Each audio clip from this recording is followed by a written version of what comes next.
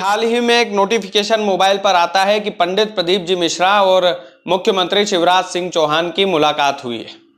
इस मुलाकात के मायने मैं आपको समझाने जा रहा हूं, क्योंकि ये मुलाकात वाकई में मध्य प्रदेश का भविष्य तय कर सकती है, मध्य प्रदेश के मुख्यमंत्री की कुर्सी तय कर सकती है।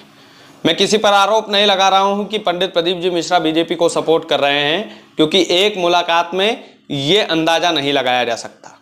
ये एक साधारण मुलाकात भी हो सकती है, लेकिन इस मुलाकात के मायने बहुत है। मायने इसलिए बहुत है सर, क्योंकि एक धर्म की गद्दी पर बैठा हुआ गुरु है और एक मुख्यमंत्री की कुर्सी पर बैठा हुआ नेता है।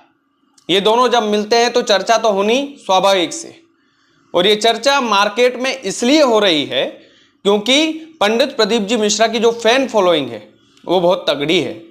और ऐसा नहीं है कि पंडित प्रदीप जी मिश्रा से कमलनाथ नहीं मिले हैं, पूर्व मुख्यमंत्री मध्य प्रदेश के कमलनाथ भी मिले हैं।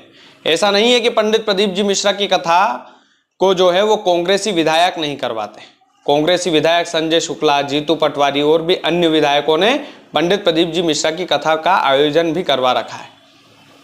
तो फिर मुख्यमंत्री शिवराज सिंह चौहान और पंडित प्रदीप जी मिश्रा जब मिलते हैं तो पंडित प्रदीप जी मिश्रा मुख्यमंत्री का धन्यवाद देते हुए इस बात की तारीफ करते हैं कि जो आपने पशु एम्बुलेंस शुरू की है वो वाकई में प्रदेश के हित में आपने कार्य किया है, इसकी मैं सराहना करता हूं।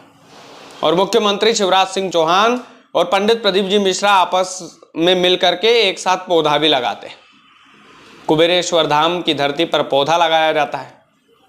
उसके बाद में एक साधारण सी मुलाकात की खबर मीडिया वाले चलाते हैं, लेकिन कुछ एक मीडिया वाले चलाते हैं कि ये राजनीति का भविष्य तय कर सकता है ये जो मुलाकात है। लेकिन धर्म गुरु को राजनीति से जोड़ना ये भी एक तरह का धर्म का अपमान ही है।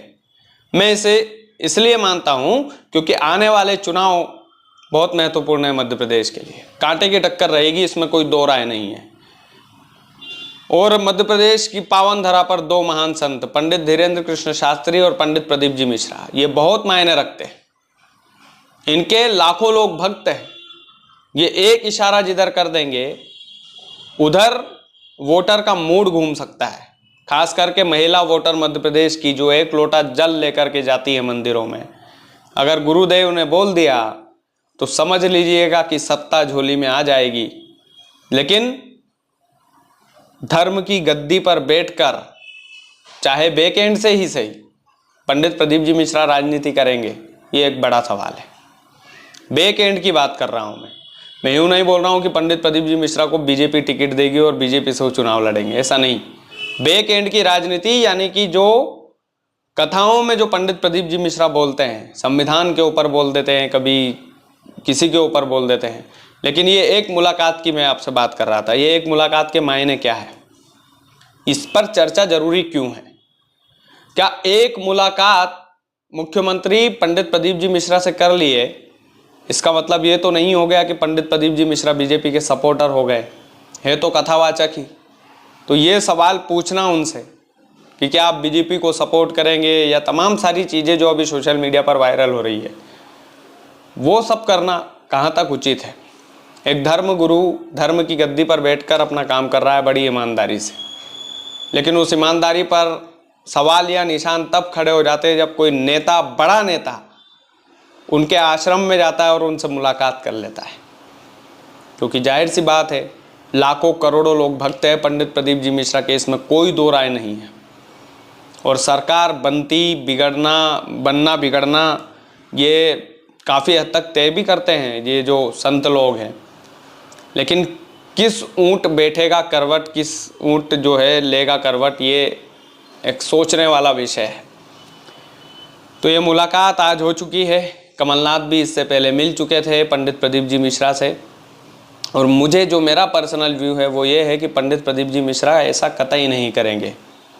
धर्म के व्यासपीठ की गद्दी पर बैठकर वो राजनीति नहीं करेंगे, ऐसा मेरा मानना है। लेकिन आप लोगों का क्या मानना है? क्या ऐसा पॉसिबल है कि बीजेपी इन दोनों बाबाओं के भरोसे है, या विकास के मुद्दों पर चुनाव लड़ा जाएगा, या फिर ये मुलाकात में रिझाने की कोशिश है इन संतों को? तो ये तमाम सारी चीज़ें हैं, बाकी आप लोगों पर छोड़ते हैं। वीडियो को आप ज़्यादा से ज़्यादा शेयर कीजिएगा। चैनल यदि आपने सब्सक्राइब नहीं किया है तो प्लीज़ कर लीजिएगा।